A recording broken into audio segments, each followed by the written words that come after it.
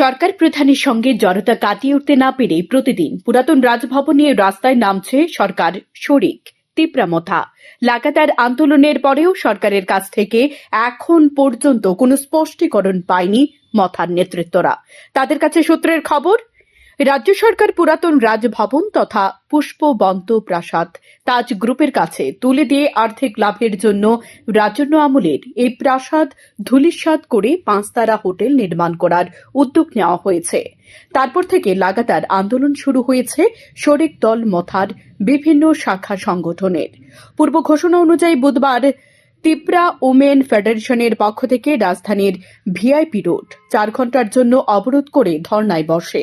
দীর্ঘক্ষণ চলে এই বিক্ষোভ কর্মসূচি। উপস্থিত ছিলেন টিটিএএডিসির চেয়ারম্যান জগদীশ দেববর্মা। তিনি জানান, সরকার রাজন্য আমলের স্মৃতি ধূলিসাৎ করে দিয়ে 5 তারা হোটেল নির্মাণ করতে চাইছে। এর বিরোধিতা করার পাশাপাশি তীব্র নিন্দা জানান তিপ্রামথা। সরকারের কাছে দাবি জানানো হচ্ছে অবিলম্বে এই সিদ্ধান্ত প্রত্যাহার করা হোক, কারণ এই প্রাসাদের সাথে রাজ্যের মানুষের আবেগ জড়িত। তাই কোনোভাবে প্রাসাদ ব্যবসার জন্য 5 তারা করতে দেওয়া হবে না বলে জানান তিনি আরও জানিয়েছেন, সরকার যদি অবিলম্বে প্রস্তাব প্রত্যাহার না করে তাহলে বৃহত্তর আন্দোলনে নামবে দলের সমস্ত সংগঠন।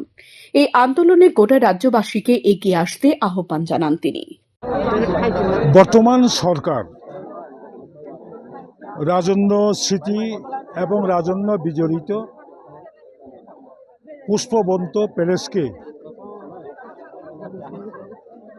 তাদের প্রস্তাবিত পুরাতন রাজভবন এবং পুষ্পবন্ত প্যালেসকে 5 স্টার হোটেল বানানোর জন্য তাজ গ্রুপকে দেওয়ার প্রতিবাদে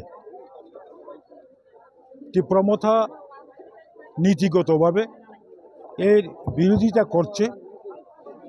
এবং আজকে তিপ্রামথার মহিলা সংগঠন তিপ্রা ওমেন ফেডারেশন আলাদাভাবে রাজ্য সরকারের প্রস্তাবিত প্রস্তাবকে তীব্র ভাষায় প্রতিবাদ এবং নিন্দা জানিয়ে অবিলম্বে প্রস্তাবিত প্রস্তাব পুষ্পবন্ত প্যালেসে তাজ গ্রুপকে দিয়ে হোটেল না বানানোর দাবিতে 4 ঘণ্টার গণ অবস্থান সংগঠিত করছে। আমরা রাজ্য সরকারকে আবেদন জানাবো, রাজ্য সরকার তার প্রস্তাবিত প্রস্তাব প্রত্যাখ্যান করুক। এটা একটা রাজ্যবাসীর সকল অংশের মানুষের একটা সেন্টিমেন্টের ব্যাপার, কেবলমাত্র একটা নির্দিষ্ট গোষ্ঠীর সেন্টিমেন্ট নয়, গোটা রাজ্যের রাজন্য স্মৃতি রাজন্য বিজড়িত যে সমস্ত আমাদের ঐতিহ্যকে নষ্ট করে সেখানে হোটেল ব্যবসা করার একটা রাজ্যবাসী সকলেই এগিয়ে আসা উচিত। আমরা আজকে গণ অবস্থান করছি, আগামী দিনে আমরা আবার আমাদের তিপ্রামথা সেখানে সবাই থাকবে।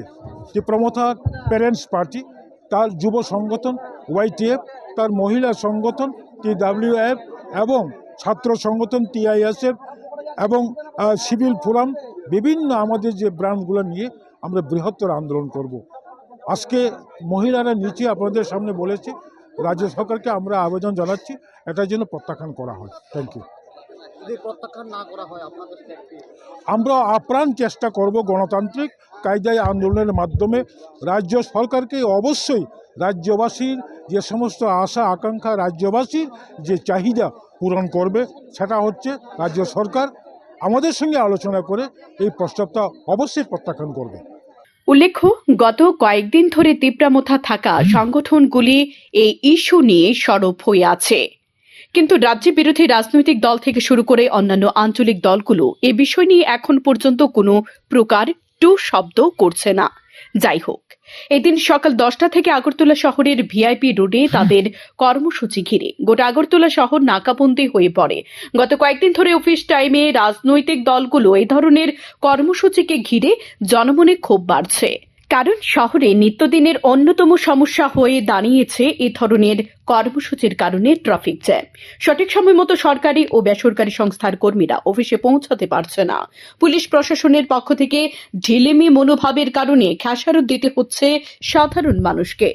উদ্বেগজনক বিষয় হলো, শহরের অন্যতম ভিআইপি রাস্তা এভাবে আটকে রাখায় প্রধান রেফারেল হাসপাতালে পর্যন্ত রোগীকে পৌঁছাতে বিপাকে পড়তে হয় অ্যাম্বুলেন্স চালকদের। প্রতিদিন এভাবে নাচেহাল হয়ে জনজীবন বিপর্যস্ত হয়ে পড়ে, এমনটাই গুঞ্জন শহরবাসীর মধ্যে। শ্যামপুর টিভি।